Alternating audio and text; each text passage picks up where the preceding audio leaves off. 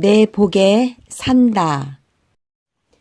옛날 어느 고을에 아주 큰 부자가 살았어요. 부자는 딸이 셋이 있었는데 어느 날 아침 부자가 세 딸을 불러놓고 물었지요. 먼저 큰 딸에게 물었어요. 너는 누구 덕에 먹고 살지? 아버지 덕에 먹고 살지요. 다음은 작은 딸에게 물었지요. 너는 누구 덕에 먹고 살지? 저도 아버님 덕에 먹고 살지요. 마지막으로 막내딸에게 물었어요. 너는 누구 덕에 먹고 사느냐? 제 덕에 먹고 살지요. 부자는 막내딸에게 버럭 화를 내며 말했어요. 그래, 너는 내 덕에 먹고 사니까 너대로 나가 살아라. 그리고 하인들에게 큰 소리로 명을 내렸지요. 이 아이를 저 큰 길에 데리고 나가서 아무나 맨 처음 만나는 사람한테 주고 오너라. 하인이 막내딸을 데리고 큰 길로 나가니까 맨 먼저 숫쟁이 총각이 왔어요. 하인은 얼굴이 시커먼 숫쟁이 총각한테 막내딸을 데리고 가서 살라고 했어요. 숫쟁이 총각은 막내딸을 데리고 마을을 지나고 논둑 밭둑을 지나고 깊은 산속으로 들어갔어요. 깊고 깊은 산속으로 들어가니까 오두막 한 채가 나왔어요. 어머니, 숫쟁이 총각이 그 오두막으로 들어서며 부르니까 부엌에서 머리가 하얗게 센 할머니가 나왔어요. 숫쟁이 총각은 그 산속에서 자기 어머니랑 단둘이 숯을 구우며 살았던 거였지요. 막내딸은 숫쟁이랑 결혼해서 오두막에서 함께 살았어요. 숫쟁이는 날마다 숯을 구워서 장날이면 내다 팔아 양식을 구해왔지요. 막내딸은 숫쟁이와 함께 늙은 어머니를 잘 모시고 살았답니다. 어머니는 날마다 점심때가 되면 산 위에 있는 순막으로 밥 광주리를 일고 갔어요. 어느 날 막내딸은 어머니에게 말했어요. 밥 광주리는 이제 제가 이고 갈게요. 이렇게 허리가 굽으셨는데 어떻게 가세요?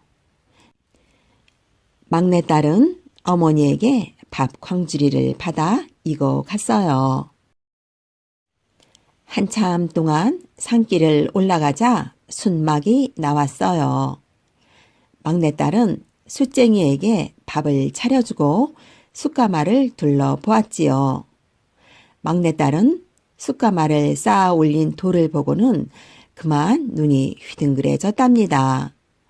숯가마를 쌓아 올린 돌이 금덩이였던 거였어요. 막내딸은 곧바로 숫쟁이에게 달려가서 말했지요. 다음 장에는 숯 대신 저 돌을 팔아오세요. 숫쟁이는 밥을 먹다 말고 통방울만한 눈으로 막내딸을 바라보았어요. 저 돌을 빼서 팔아버리면 숯도 못 굽고 밥도 굶어야 한다오.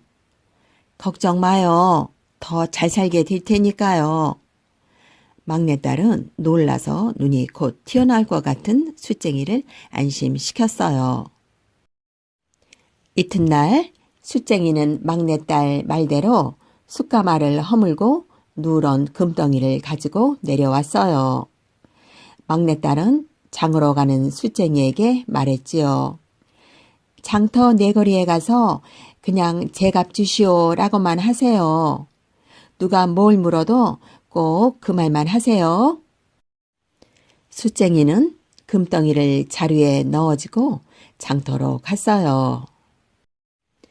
숫쟁이는 금덩이 3개를 펼쳐놓고 하루 종일 외쳤어요. 제값 주시오. 제값 주시오. 하지만 구경꾼만 모여들 뿐 사겠다는 사람은 없었어요. 해질 무렵에야 선비가 하나 왔어요. 그래, 값이 얼마인고? 숫쟁이는 막내딸이 시킨 대로만 대답했지요. 제 값만 주세요. 그러자 선비는 묵직한 돈자루를 쑥 내밀었어요. 그래, 이게 제 값이다. 숫쟁이는 제 값 달라고 했으니 제 값이겠지 하고 금덩이를 주고 돈자루를 받아주고 돌아왔지요. 막내딸은 자루에서 돈을 쏟아보고 말했어요. 그런데 그 집 대문은 열고 닫을 때마다 삐걱삐걱 하는 소리 대신 막내딸, 막내딸 하는 소리가 나게 만들었어요. 하루는 늙은 거지가 국어를 하러 와서 대문을 붙들고 막 우는 거예요. 하인이 물었어요. 왜 남의 집 대문을 붙잡고 우는 것이오? 집 나간 우리 막내딸 생각이 나서 그럽니다. 거지는 그렇게 대답하고 또 서럽게 울었어요. 부자는 막내딸을 쫓아낸 뒤 점점 가난해져서 부자가 된 거예요. 하인은 얼른 안으로 들어가서 막내딸에게 알렸지요. 막내딸은 신발도 신지 않고 달려 나왔어요. 아버지, 저예요. 아버지, 막내딸이에요. 막내딸은 거지의 손을 와락 붙들고 울었어요. 거지는 도대체 무슨 일인가 하고 눈물을 닦고 막내딸 얼굴을 자세히 봤어요. 바로 자기 막내딸이었어요. 막내딸은 아버지를 집 안으로 모셔서 극진히 대접하고 오래도록 잘 살았대요. 비를 내리게 한 이무기. 신라시대 때 보양이란 훌륭한 스님이 계셨습니다. 보양 스님이 중국에서 공부를 하고 돌아올 때였습니다. 스님은 돛담배를 타고 서쪽 바다를 건너고 있었습니다. 배가 바다 한가운데 이르렀을 때 갑자기 물결이 치솟으며 용왕의 심부름꾼이 나타났습니다. 용왕님께서 스님을 모셔오라는 분부이십니다. 스님은 용왕의 심부름꾼을 따라 용궁으로 들어갔습니다. 와주셔서 고맙습니다. 저를 위해 불경을 외워주세요. 용왕이 말했습니다. 참으로 좋은 생각입니다. 스님은 용왕을 위해 불경을 외웠습니다. 용왕은 매우 기뻐하였습니다. 그래서 금빛 찬란한 비단옷을 선물로 주었습니다. 또 자기 아들 이무기를 함께 보내면서 이렇게 말했습니다. 내 아들을 데리고 가십시오. 얼마 후 어진 임금님이 나와 갈라진 나라를 하나로 합쳐 평화가 올 것입니다. 그리고 신라에 가거든 작갑이란 곳에 꼭 절을 세우십시오. 고맙습니다.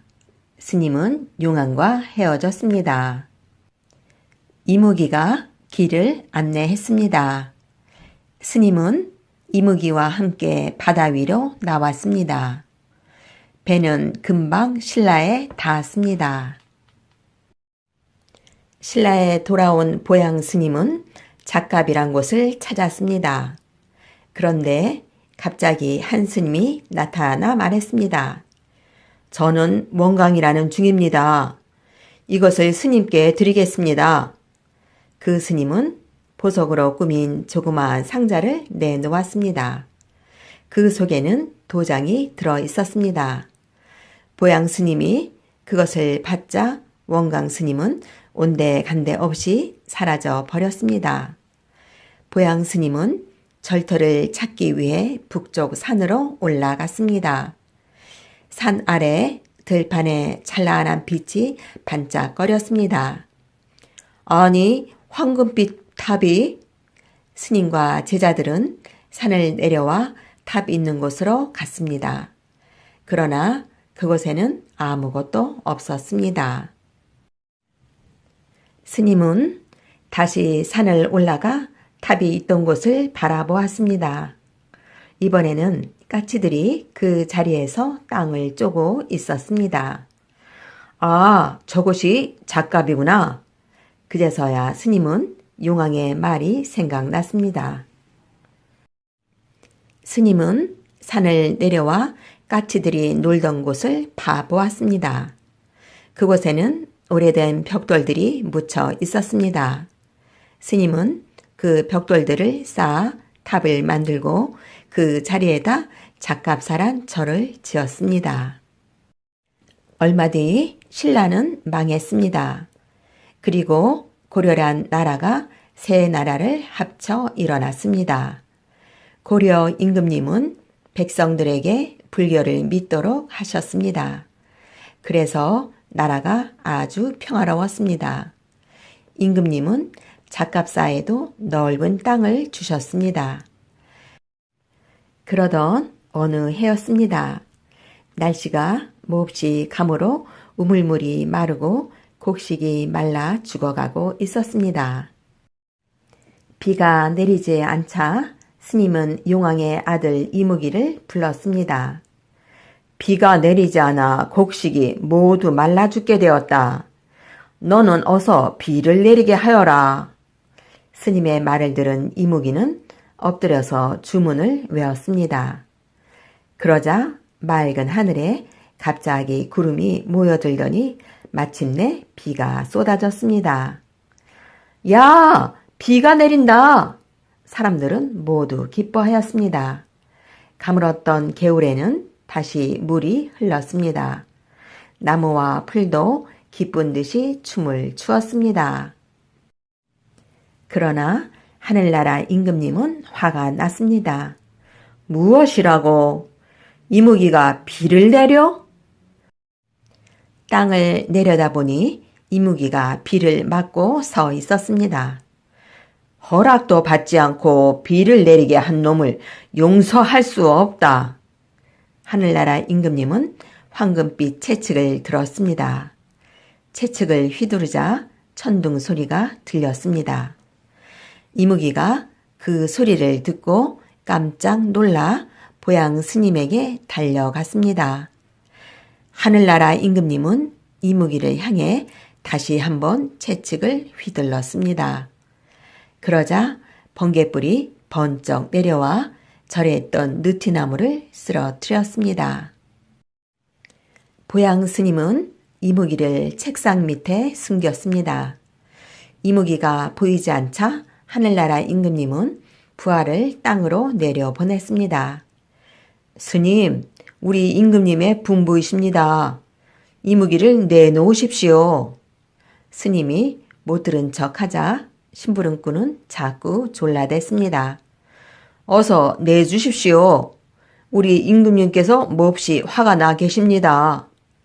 스님은 엉뚱하게 뜰 앞에 서 있는 배나무를 가리켰습니다. 이무기는 저 속에 숨어 있을 것이오. 하늘나라 심부름꾼은 벼락으로 배나무를 후려쳤습니다. 배나무는 벼락을 맞고 산산조각이 났습니다. 하늘나라 심부름꾼은 하늘로 올라갔습니다. 하늘나라 임금님도 화가 풀렸습니다. 그러자 하늘이 맑게 갰습니다.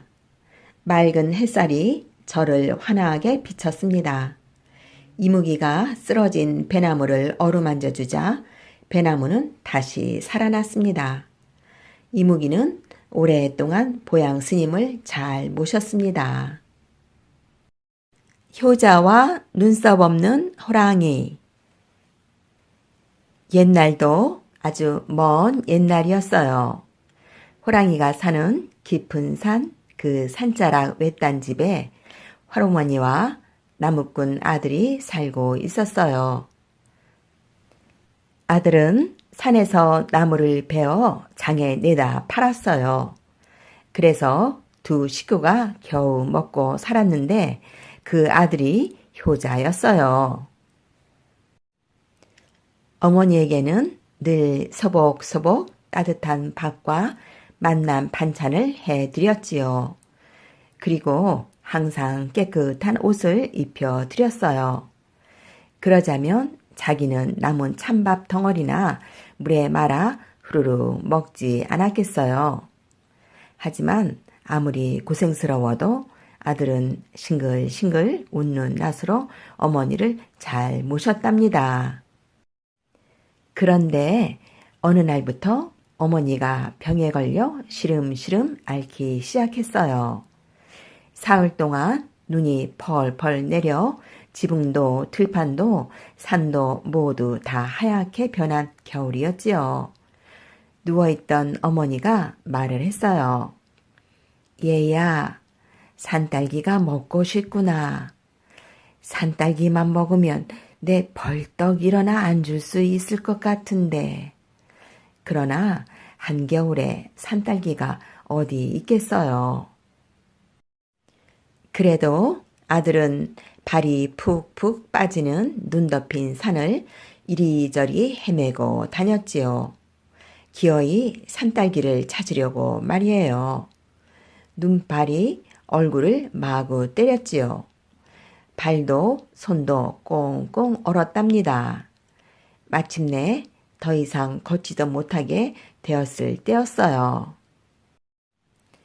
갑자기 눈앞에 꽃이 가득 핀 작은 밭이 나타났어요. 이상하게 그 꽃밭 위로는 눈도 내리지 않았지요. 마치 따뜻한 봄날인 듯 그 자리만 말이에요. 그 신비한 꽃밭 한가운데 빨간 산딸기가 탐스럽게 열려 있었어요. 아들은 산딸기를 정성스럽게 따서 조심조심 집으로 돌아왔어요. 어머니는 너무 기뻐했지요. 이 겨울에 산딸기를 정말로 구해오다니 고맙구나. 하지만 어머니의 병은 갈수록 깊어졌지요. 아들은 용하다는 의원을 모셔왔어요. 찬찬히 어머니를 살펴본 의원이 고개를 가로저었지요. 에그, 자네 어머니의 병은 살아있는 호랑이의 눈썹을 다려 먹어야만 낫는 희한 병이라네. 호랑이의 눈썹을 대체 무슨 수로 구하겠나. 아들은 보찜을 싸서 둘러매고 산으로 들어갔지요. 자기 목숨을 버리고서라도 어머니를 구하리라는 굳게 결심을 하고서 말이에요. 하루, 이틀, 사흘, 호랑이가 산다는 골짜기로 점점 더 깊이 들어갔지요. 한 곡에 넘고 두 곡에 넘고 세 곡에 넘으니 엉 하는 호랑이 울음소리가 골짜기에 울렸어요. 아들은 호랑이를 찾아 두리번 거렸어요. 그 순간 호랑이 한 마리가 눈을 부릅뜨고 달려드는데 눈에서는 불길이 이글이글 되는 것 같았지요. 어지간한 사람이면 기절을 했을 거예요. 그런데 아들은 겁을 내기는커녕 반가운 듯이 호랑이님, 호랑이님 만나고 싶었습니다 하고 소리치는 게 아니겠어요? 뭐 이런 놈이 다 있나 하고 갸우뚱 쳐다보는 호랑이에게 아들은 사정 이야기를 했지요. 아주 간곡하게 말이에요. 호랑이님의 눈썹을 얻어 우리 어머니 약으로 드릴 수만 있다면, 그렇게 해서 어머님이 살아나실 수만 있다면 저는 기꺼이 호랑이님의 밥이 되겠습니다. 아들은 엎드려서 빌었지요. 아주 정중하게 말이에요. 그런데 그 모습을 가만히 지켜보던 호랑이가 갑자기 눈물을 철철 흘리지 뭐예요. 너를 보니 병들어 돌아가신 우리 어머니가 생각이 나는구나. 내가 너처럼 효자였다면 어머니를 살릴 수 있었을 텐데. 호랑이가 등을 납작 낮췄어요. 아들더러 올라타라는 거겠지요. 아들이 호랑이 등에 올라타니 호랑이가 쌩 하고 바람처럼 빨리 달렸어요. 아들이 사흘 걸려 넘은 산고개를 단박에 넘지 뭐예요. 하나, 둘, 셋 할 동안 말이에요. 효자를 태운 호랑이는 금세 산자락에 집에 닿았어요. 호랑이는 굵다란 눈썹을 뚝뚝 떼더니 아들에게 줬지요. 호랑이 눈썹을 받아든 아들은 큰절을 했지요. 호랑이님, 문 밖에서 잠시만 기다려 주십시오. 어머니께 이 눈썹을 다려드린 후에 나올 테니 그때 저를 잡아 먹으십시오. 그런데 눈썹 없는 호랑이가 고개를 흔들었어요. 아니다, 아니여. 나는 내게서 큰 걸 배웠어. 나는 앞으로 사람만은 절대로 잡아먹지 않을 테다. 그럼 어머니 모시고 잘 살거라. 호랑이는 올 때처럼 휙 달려 나가버리더니 금방 보이지 않았어요. 호랑이 눈썹을 다려먹고 어머니는 거뜬하게 나았지요. 그 후 아들은 해마다 겨울이면 귀한 꽃과 산딸기를 장에 내다 팔아 잘 살았지요. 왜 그 봄날 같은 꽃밭 있었잖아요. 효자에게만 보이는 꽃밭이었거든요. 그리고 혹시 눈썹 없는 호랑이를 만나거든 효자를 도와준 착한 호랑이라고 생각하면 틀림없이 맞을 것 같네요. 금강산 호랑이 잡은 사냥꾼. 옛날 어느 마을에 총을 잘 쏘기로 소문난 사냥꾼이 살았어요.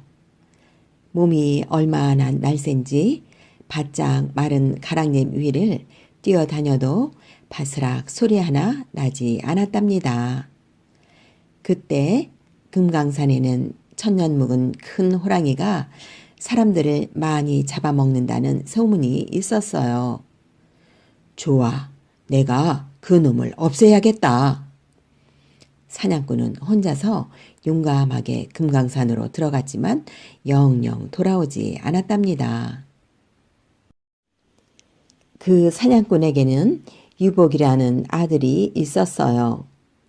어머니는 집안에 있는 모든 총을 감추고 유복이에게 오로지 글공부만 시켰어요. 어느 날 유복이가 어머니에게 물었어요. 어머니, 저에게는 왜 아버지가 안 계십니까? 아니, 그것이 무슨 소리냐. 너에게도 아버지가 계신단다. 그럼 왜 한 번도 안 오시지요? 아버지는 어디 계신가요? 어머니는 할 수 없이 아버지 이야기를 털어놓았어요. 저도 아버지처럼 훌륭한 사냥꾼이 되겠어요. 그래서 꼭 아버지의 원수를 갚겠습니다. 유복이는 그날부터 날마다 총 쏘는 연습을 했지요. 1년, 2년, 3년. 유복이는 총을 잘 쏘게 되었어요. 어머니, 이제 아버지의 원수를 갚으러 가겠어요. 어머니는 깜짝 놀라 유복이를 말렸어요. 내 아버지는 심리 밖에 있는 나뭇잎을 맞추는 재주가 있었는데도 호랑이에게 잡아먹혔단다. 그러니 연습을 더 하거라. 그럼 어머니, 제 솜씨를 한번 보세요.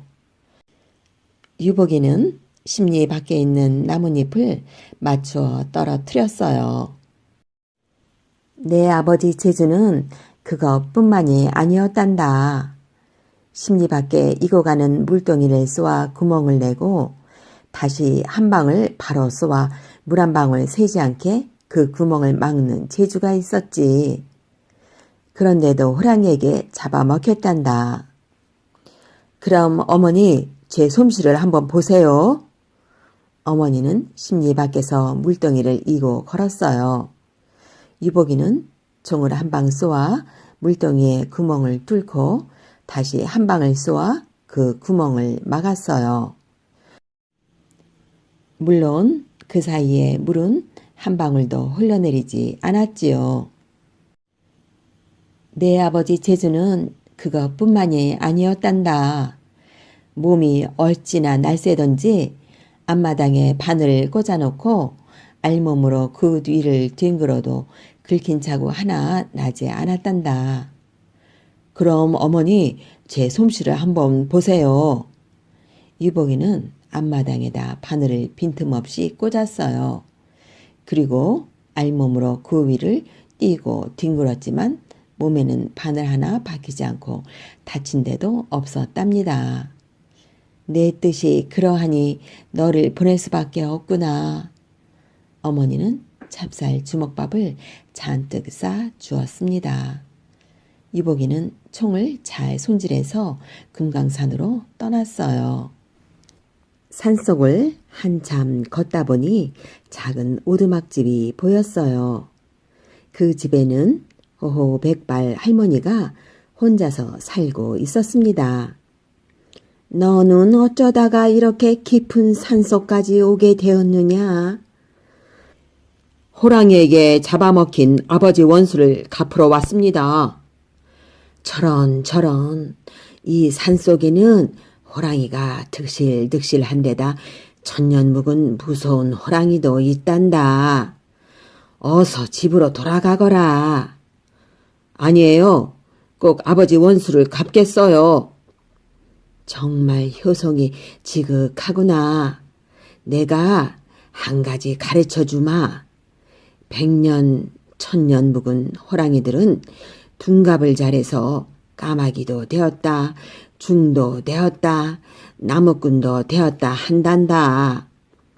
까딱 잘못해서 속지 않도록 조심하거라. 다음 날 이복이가 길을 떠나려 하자 할머니는 산삼을 넣은 주먹밥을 싸주었어요. 이복이는 할머니에게 고맙다고 인사를 한 다음 호랑이를 찾아 산속으로 들어갔어요. 한참을 가다 보니 까마귀 한 마리가 나무에 앉아 까옥까옥 울고 있었습니다. 그런데 까마귀 배에 얼룩덜룩 호랑이 털이 남아 있었어요. 옳지. 저것이 바로 할머니가 말씀하신 둔갑한 호랑이로구나. 유복이는 총으로 까마귀를 쏘았어요. 그러자 까마귀는 호랑이로 변하더니 나무에서 떨어져 죽었어요. 계속해서 유복이는 산속으로 들어갔어요. 한참을 가다가 늙은 중 몇 사람을 만났습니다. 그런데 중들의 옷 사이로 호랑이 꼬리가 살짝 보였어요. 옳지. 할머니가 말씀하신 둔갑한 호랑이로구나. 속으면 안 되지. 유복이는 총으로 중들을 쏘았어요. 그러자 중들은 호랑이로 변하더니 죽어 나잡아졌어요. 유복이는 산속으로 자꾸 들어갔어요. 한참을 가다 보니 나무꾼들이 지게를 지고 가다가 유복이에게 담뱃불 좀 빌려달라고 했습니다. 그런데 나무꾼이 내민 손에 호랑이 털이 숭숭 나 있었어요. 그래, 할머니가 말씀하신 둔갑한 호랑이로구나. 안 속는다 안 속아. 유복이는 총으로 나무꾼들을 쏘았어요. 그러자 나무꾼들은 호랑이로 변해 죽어 나동그라졌어요. 유복이는 다시 산속으로 들어갔어요. 한참을 가다 보니 집채만한 바위 위에 털이 새하얀 아주 커다란 호랑이가 앉아 있었어요. 이글이글 불타는 왕방울 만한 눈을 보니 덜컥 겁이 났어요. 아, 저놈이 바로 우리 아버지를 잡아먹은 놈이로구나. 유복이는 총으로 호랑이를 쏘았어요. 호랑이는 몸을 이리저리 움직이면서 총알을 피했어요. 그러다가 갑자기 벌떡 일어서더니 앞발 뒷발로 총알을 척척 받아내지 않겠어요? 유복이는 한참 총을 쏘다 보니 지쳐서 힘이 빠졌어요. 그래서 얼른 어머니가 싸주신 찹쌀 주먹밥과 할머니가 싸주신 산삼 주먹밥을 먹었어요.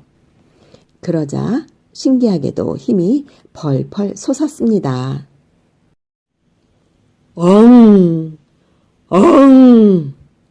갑자기 호랑이가 산이 쩌렁쩌렁 울릴 만큼 큰 소리로 으르렁거리며 유복이에게 달려들었어요. 유복이는 날쌔게 옆에 있는 높은 나무로 올라갔어요. 호랑이는 몇백 번이나 나무 위로 뛰어오르더니 지쳤는지 헐떡거리며 주저앉았습니다. 유복이는 으르렁거리는 호랑이를 쏘았어요. 호랑이는 크게 울부짖더니 쿵 하고 쓰러져 죽었어요. 드디어 아버지 원수를 갚았구나. 유복이는 호랑이가 앉아있던 바위로 가보았어요. 바위 아래에 커다란 동굴이 있었어요. 동굴 속에는 뼈와 총들이 산더미처럼 쌓여 있었어요. 유복이는 아버지 총을 찾아서 어깨에 메고 호랑이 가죽을 벗겨 짊어지고 집으로 향했어요. 가는 길에 할머니를 찾아뵙고 인사를 드려야지. 그러나 그곳에는 집도 할머니도 보이지 않았어요. 아, 산신령님이 도와주셨구나. 집으로 돌아온 유복이는 호랑이 가죽을 팔아서 어머니를 모시고 오래오래 잘 살았대요. 소나기의 유래. 아주 먼 옛날이었지요. 어떤 스님 한 분이 똑똑똑 목탁을 두드리며 동량을 다녔어요. 이 동네 저 동네 다니다 보니 어느새 바랑이 쌀로 가득 찼지요. 허허, 이제는 절로 돌아가야겠군. 스님은 쌀이 든 바랑을 짊어지고 마을을 빠져나왔어요. 무더운 여름 한낮이라 땀이 줄줄 흘렀지요. 한참을 가고 있는데 작은 언덕이 보였어요. 마침 그 언덕에 큰 나무 한 그루가 넓게 그늘을 들이우고 있지 뭐예요. 여기서 잠시 쉬어가야겠구나. 거참 시원하다. 나무관샘보살. 스님은 그늘에 바랑을 내려놓고 땀을 닦았어요. 스님이 쉬는 언덕에서 그리 멀지 않은 논에 농부가 일을 하고 있었지요.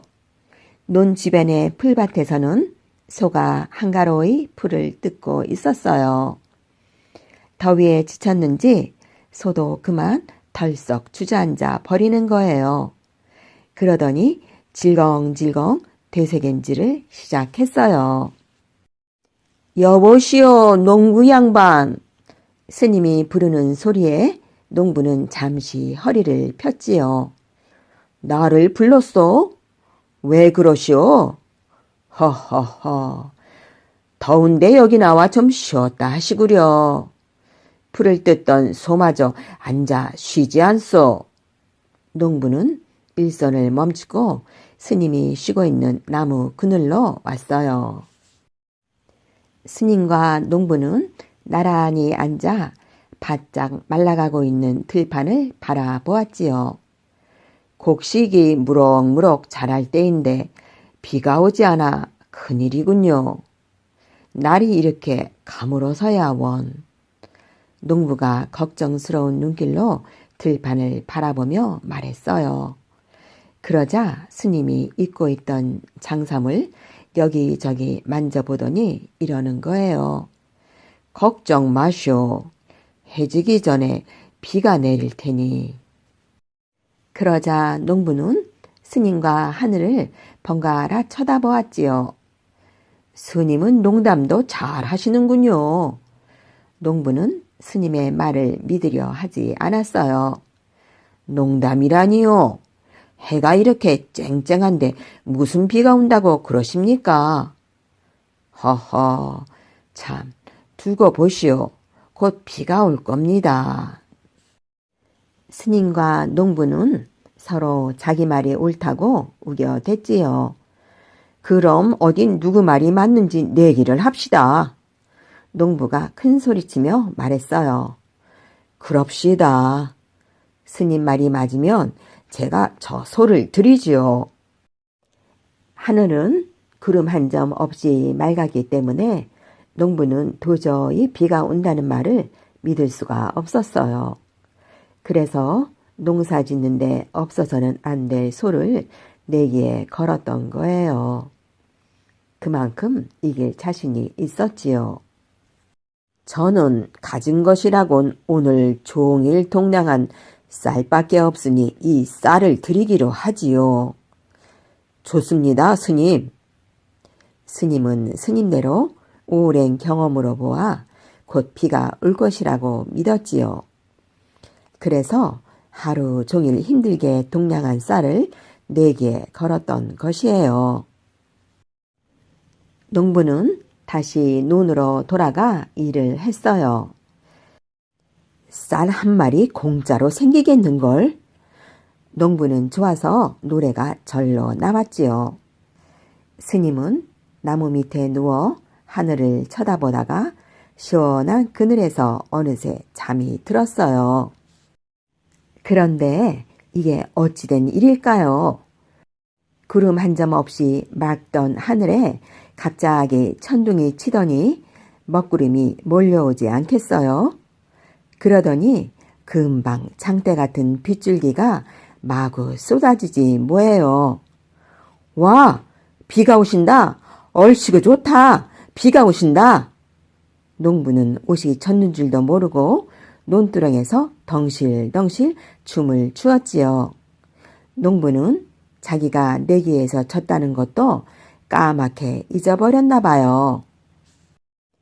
내기도 내기지만 그렇게 기다리던 비가 쏟아지고 있으니 농부가 얼마나 좋았겠어요.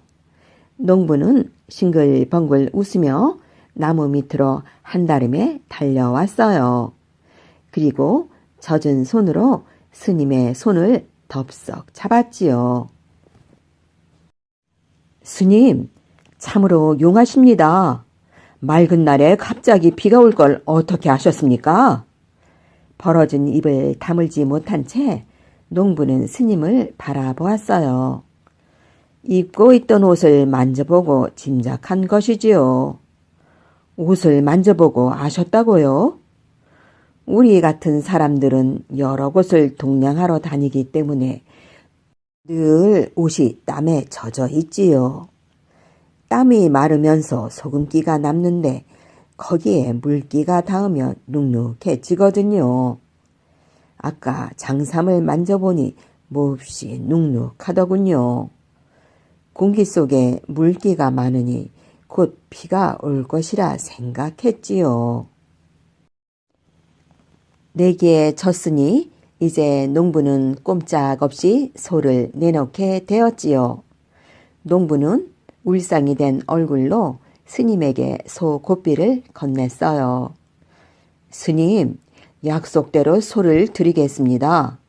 어서 몰고 가십시오.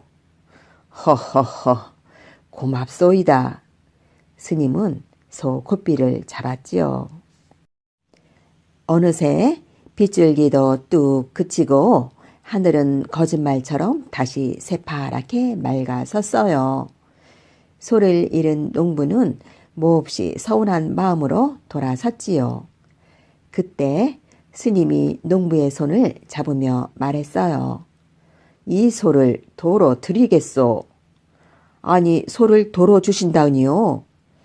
우리야 소가 아무 쓸모없지만 농부님들에게는 소보다 더 큰 재산이 어디 있겠소. 도로 드릴 테니 올해 농사를 잘 지으시오. 스님, 고맙습니다. 스님은 웃는 얼굴로 농부를 바라보다 바랑을 쥐고 훌쩍 떠났어요. 이런 일이 있은 뒤부터 여름날에 갑자기 쏟아지다 뚝 그치는 비를 소내기라고 했대요. 소를 걸고 내기를 했다고 해서 말이죠. 그 후 오랜 세월이 흐르면서 소내기는 소나기라고 부르게 되었답니다. 주머니 속 이야기 귀신. 옛날 한 부잣집에 꼬마 도령이 살았어요.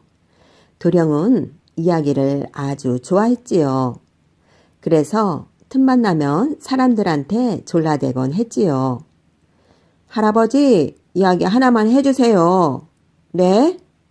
그 다음엔 할머니 차례예요.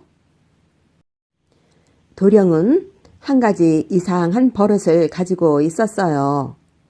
재미있는 이야기를 들을 때마다 허리에 차고 다니던 주머니에 대고 종알종알 들은 이야기를 다시 하는 거예요. 그리고 나서 주머니를 얼른 꽁꽁 묶어 버렸지요. 야, 이야기 하나 또 벌었다 하고 좋아하면서 말이에요. 하지만 도령은 남의 이야기를 듣기만 하고 들은 이야기를 남한테 해주지 않았어요. 그러니까 한번 주머니 속에 들어간 이야기들은 다시는 바깥으로 나오지 못한 거지요. 어느덧 세월이 흘러 도령이 장가를 들게 되었어요. 그런데 혼인 전날 밤의 일이에요. 마당새라는 하인이 아궁이에 불을 떼고 있는데 어디서 소곤소곤 거리는 소리가 들려오는 거예요. 아무도 없는데 어디서 나는 소리일까? 마당새는 귀를 쫑긋 세우고 주위를 살폈어요. 그랬더니 세상에 벽에 걸려있는 도령의 이야기 주머니 속에서 말소리가 흘러나오는 게 아니겠어요? 이것들 봐! 도령이 내일 장가를 간다는데 이대로 있을 수는 없잖아? 우리를 주머니에 가둬서 굶겨 죽인 분풀이를 해야지. 옳소! 박수 소리가 짝짝짝 터져 나왔어요. 내일 신랑이 말을 타고 신부집으로 갈 때 난 먹음직스러운 산딸기야 되어 길에서 기다릴 거야. 그래서 나를 따먹으면 죽게 할 거야. 다른 이야기 귀신이 말을 받았어요. 만약 내가 실패하면 나는 맑은 옹달샘이 되어 기다릴게. 나를 한 모금이라도 마시면 죽을 거야. 또 다른 이야기 귀신이 말했어요. 만약 너도 실패하면 이번엔 내 차례야. 신랑이 신부집에 도착하면 말에서 내려 집단을 밟잖아? 나는 독침이 되어 집단 속에서 기다리다가 신랑의 팔을 콕 찔러버릴 거야. 그런데도 도령이 살아난다면? 그땐 우리 모두 실뱀이 되어 비단 이불 속에서 기다리는 거지. 마당새는 온몸에 소름이 오싹 끼쳤어요. 큰일 났네. 이 일을 어쩌지? 다음날 아침 마당새는 도령에게 마구 떼일을 쓰기 시작했어요. 도련님, 제가 모시고 가게 해주세요. 마부는 돌쇠가 하기로 하지 않았느냐? 너는 집에서 잔치 준비나 해라. 안 돼요. 제가 꼭 가야만 돼요. 제발 같이 가게 해주세요. 예? 허허, 그거 참. 마당새는 마침내 허락을 받았지요. 드디어 혼인 행렬이 신부집을 향해 길을 떠났어요. 들길로 접어들어 얼마쯤 갔을 때예요. 길가에 빨간 산딸기가 탐스럽게 익어 있었어요. 참 먹음직스럽구나. 마당새야, 저 산딸기 좀 따오너라. 도령이 말했어요. 도련님, 이제 어른이세요.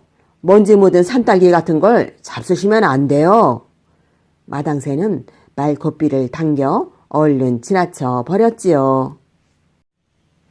햇빛이 내리쬐는 길을 한참 가다 보니 도령의 이마에 땀방울이 송글송글 맺혔지요. 마침 길가에 맑은 옹달샘이 나타나자 도령은 몹시 반가웠어요. 목이 마르던 참인데 참 잘됐다. 마당새야, 물 한 바가지만 떠다오. 안 돼요. 신부댁에서 모두 기다리고 계실 텐데 서둘러 가야지요. 마당새는 말 엉덩이를 철썩 두드리면서 그것도 그냥 지나쳤지요. 드디어 신부 집에 도착했어요. 마당새는 신랑이 탄 말을 집단 곁에 세웠지요. 신랑이 말에서 내려 집단을 밟으려고 할 때 마당새가 말을 힘껏 꼬집었어요. 힝! 힝! 깜짝 놀란 말이 앞발을 치켜드는 바람에 신랑은 말에서 쿵 떨어지고 말았지요. 잔치 마당엔 한바탕 웃음이 터졌어요. 도령은 창피해서 얼굴이 빨개졌어요. 마당새 녀석 하루 종일 나를 골탕 먹이는구나. 어디 나중에 두고 보자. 도령은 몹시 약에 올랐지만 어쩔 수가 없었어요. 그래서 꾹 눌러 참는 수밖에요. 혼인식은 무사히 끝이 났어요. 밤이 깊자 신랑 신부는 신방에 들어갔어요. 신방에 불을 막 껐을 때 갑자기 방문을 와락 열고 시커먼 그림자가 쑥 들어왔어요. 그것도 커다란 칼을 들고. 누구냐? 놀라지 마세요. 저 마당새예요. 마당새야, 너 이놈, 이게 무슨 짓이냐? 이유는 나중에 말씀드리죠. 두 분 얼른 바깥으로 나가 계세요. 얼른요. 다짜고짜 신랑 신부를 내쫓은 마당새는 먼저 불을 켰어요. 그리고 비단 이불을 확 젖혔지요. 그랬더니 실뱀이 우글우글 거렸어요. 뱀을 모두 없앤 마당새는 신랑에게 지금까지 있었던 일들을 차근차근 설명했지요. 사실을 알게 된 신랑은 몹시 고마워했어요. 그래서 마당새의 종문서를 없애주고 좋은 집에 논밭까지 상으로 주었지요. 그리고 주머니 속에 갇힌 이야기들을 풀어주었답니다.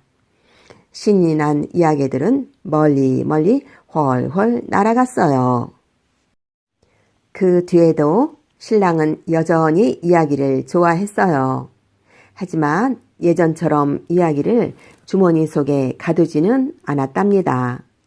다른 사람들한테 더 재미있게, 더 만나게 꼭꼭 들려주었대요. 이야기가 갑갑해서 귀신이 되지 않도록 말이에요. 천지 속의 용궁. 우리나라에서 가장 높은 산은 백두산이에요. 그 백두산 꼭대기에 천지라고 아주 큰 못이 있어요. 그런데 그 천지 속에 용왕이 사는 용궁이 있다는 거예요. 옛날 사람들은 다 그렇게 믿었대요. 지금부터 그 이야기를 들어볼래요? 천지에서 얼마 떨어지지 않은 곳에 오두막이 한 채 있었어요. 오두막에는 장우와 바우라는 형제가 살고 있었지요. 부모님은 어렸을 때 돌아가시고 단 둘뿐이었는데 서로 의지하며 사이좋게 지냈지요. 그런데 언제부터인가 동생 바우가 시름시름 앓더니 영 일어나지를 못하는 거예요. 좋다는 약은 다 먹이고 용하다는 의사는 다 모셔와도 영 낫지를 않는 거예요. 그러던 어느 날이었어요. 장우가 잠을 자는데 꿈속에 어머니가 나타나서 이런 말을 하는 거예요. 장우야, 어쩌면 좋으냐? 바우병이 나으려면 백두산 천지에 있는 용궁까지 가야 하는데 그 험한 길을 누가 간단 말이냐? 그 말을 듣고 장우가 말했지요. 어머니, 무슨 말씀이세요? 제가 갈 수 있어요. 길만 알려주세요. 그러니까 어머니는 우리 장우 장하다, 우리 장우 참 장하다 하시면서 천지로 가는 길을 알려주었지요. 이튿날 날이 밝자 장우는 천지를 향해 떠났어요. 산을 넘고 강을 건너 끝도 한도 없는 길을 걷고 또 걸었지요. 옷은 해질 대로 해지고 몸은 긁힐 대로 긁혔지만 쉬지 않고 걸었어요. 그렇게 얼마를 걸었을까요? 넓은 들판이 나타나는가 했더니 이내 깎아지른 벼랑이 앞을 탁 막아서네요. 장우는 털퍼덕 주저앉아 한숨만 푹 내쉬었지요. 이 벼랑을 어떻게 건너나 한숨이 절로 나왔지요.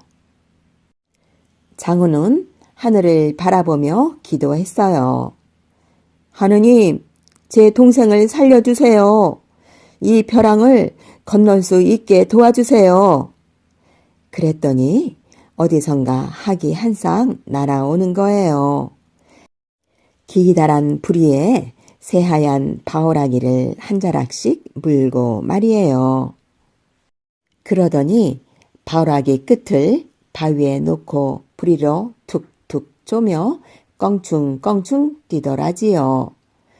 그렇게 서로 날았다 올랐다를 한참 동안 하니까 근사한 다리가 만들어지더래요. 장우는 하늘을 향해 절을 하고 무사히 다리를 건넜어요. 그러자 드넓은 천지가 눈앞에 펼쳐지는데 온통 새하얀 눈 천지더래요. 장우는 두리번거리며 용궁으로 향하는 문을 찾았지요. 그런데 이게 뭘까요? 새하얀 눈밭에 빨간 잉어가 한 마리 팔딱이고 있더래요. 가만 두었다간 딱 죽게 생겼더래요. 장우는 얼른 잉어를 들어다가 천지 물속에 넣어 주었지요. 물속에 넣자마자 잉어는 신나게 헤엄을 쳤어요. 몇 번이나 둥그런 원을 그리며 느릿느릿 맴을 돌았어요. 그러더니 물 위로 한번 뛰어 올랐다가 꼬리로 찰랑 물을 치더래요. 그러자 참 신기한 일도 다 있지요. 꼬리로 물을 친 자리에 돌 계단이 나타나는 거예요. 끝이 안 보이게 기다란 계단이 나타난 거예요. 장우는 천천히 계단을 따라 내려갔지요. 얼마쯤 내려가니 커다란 궁궐이 우뚝 서 있어 궁궐 옆으로는 푸르디 푸른 나무들이 줄지어 서 있고 색색까지 물고기들이 나뭇가지 사이로 하늘하늘 헤엄치고 있었지요. 대문 앞에는 기다란 칼을 찬 군인들이 서 있는데 얼굴은 딱 사람인데 머리에는 뿔이 나 있고 등에는 은색 날개가 달려 있더래요. 장우는 어안이 벙벙해서 입을 딱 벌렸지요. 그때 어디선가 고운 목소리가 들려왔어요. 어서 저를 따라오세요. 깜짝 놀라 돌아보니 곱디 고운 처녀가 생글생글 웃고 있었어요. 누구세요? 하고 장우가 물었지요. 그랬더니 처녀가 하는 말이 자기는 용왕의 딸인데 아까 목숨을 구해준 잉어가 바로 자기라는 거예요. 그러면서 지금 용왕이 기다리고 있으니 어서 함께 가자는 거예요. 장우는 공주를 따라 용궁 안으로 들어갔지요. 안으로 들어가니 용궁 한가운데에 수염이 잔뜩 난 용왕이 앉아 있었어요. 코 밑 수염은 양옆으로 길게 뻗어 뿔에 걸쳐 있고 턱수염은 어깨를 덮고 가슴까지 내려왔지요. 용왕이 얼굴 가득 웃음을 띠며 말했어요. 어서 오게나. 내 딸을 구해주어 정말 고맙소. 그러더니 장우를 이끌고 옆방으로 들어가는데 방 안 가득 맛난 음식이 한 상에 차려져 있었어요. 온갖 과일에 맛있는 고기까지 없는 게 없었어요. 하지만 장우는 바우 생각이 나서 음식이 안 넘어갔어요. 그래 멀뚱멀뚱 바라만 보고 있자니까 용왕이 묻는 거예요. 왜 음식을 들지 않느냐? 장우는 그 자리에 넙죽 엎드려 조근조근 말을 했지요. 용왕님, 지금 제 동생이 앓고 있습니다. 부디 제 동생을 살려주십시오. 용왕은 잠자않고 수염을 쓰다듬더니 딱 한 알을 뽑아 장우에게 주었어요. 이걸 갖고 가게나. 꼭 쓸 때가 있을 걸세. 동생의 병을 낫게 할 약은 내 딸이 줄게야. 얼마 뒤 공주가 노란 버섯 3송이를 주며 말했어요. 이 버섯을 하루에 한 송이씩 다려 먹이면 동생 병이 나을 거예요. 장우는 몇 번이고 절을 하고는 집으로 달려갔지요. 산 넘고 강 건너 들판을 지나고 가시 덤불을 헤치고 한달음에 달려왔어요. 집에 오자마자 장우는 용왕이 준 수염은 괴짝에 넣고 노란 버섯은 정성껏 다려 바우에게 먹였어요. 한 번 다려 먹이니 바우 얼굴에 핏기가 돌아 2번 다려 먹이니 바우가 일어나 앉았어요. 3번 다려 먹이니 바우가 껑충껑충 뛰어다니네요. 장우는 바우 손을 잡고 덩실덩실 춤을 추었지요. 그러다가 수염 생각이 나서 괴짝을 열어보았지요. 그랬더니 이게 웬일일까요? 수염은 온데간데 없고 반짝반짝 빛나는 금덩이가 그 속에 있는 거예요. 그 뒤로 장우와 바우는 아무 걱정 없이 오순도순 행복하게 잘 살았대요. 금도끼, 은도끼. 가난한 나무꾼이 강가에서 나무를 하다가 그만 강물에 풍덩 도끼를 빠뜨리고 말았어요. 아이고, 저걸 어째 큰일 났네. 나무꾼은 엉엉 울면서 신령님께 사정을 했어요. 신령님, 부디 저를 도와주세요. 이제 저희 집 식구는 당장 굶어 죽게 되었습니다. 신령님은 울음소리를 듣고 나무꾼 앞에 나타났어요. 왜 그리 슬프게 우는 것이냐? 제가 그만 도끼를 강에 빠뜨리고 말았습니다. 도끼가 없으면 나무를 할 수 없어 울었습니다. 그래? 알았다. 그러더니 신령님은 스르르 사라졌습니다. 조금 뒤에 신령님이 다시 나타나 나무꾼에게 금도끼를 보여주며 말했어요. 이게 내 도끼냐? 아닙니다. 제 도끼는 금도끼가 아닙니다. 그래? 조금 뒤에 신령님이 다시 나타나 나무꾼에게 은도끼를 보여주며 말했어요.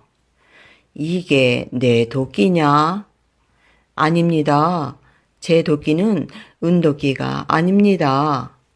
그래? 조금 뒤에 신령님이 다시 나타나 나무꾼에게 쇠도끼를 보여주며 말했어요. 이게 내 도끼냐? 네, 맞아요. 쇠도끼가 바로 제 도끼입니다. 신령님은 탐복하며 말했지요. 너는 가난해도 참으로 정직하구나. 자, 여기 쇠도끼를 가져가거라. 금도끼, 은도끼도 상으로 주마. 고맙습니다. 고맙습니다. 나무꾼이 금도끼, 은도끼를 갖고 집에 돌아오자 동네 사람들이 어찌된 일이냐고 물었어요. 나무꾼은 그동안 있었던 일을 죄다 얘기해 주었지요. 모두들 잘된 일이라고 기뻐해 주었어요. 옆집 사는 나무꾼도 그 이야기를 들었어요. 이 나무꾼도 금도끼, 은도끼가 갖고 싶었지요.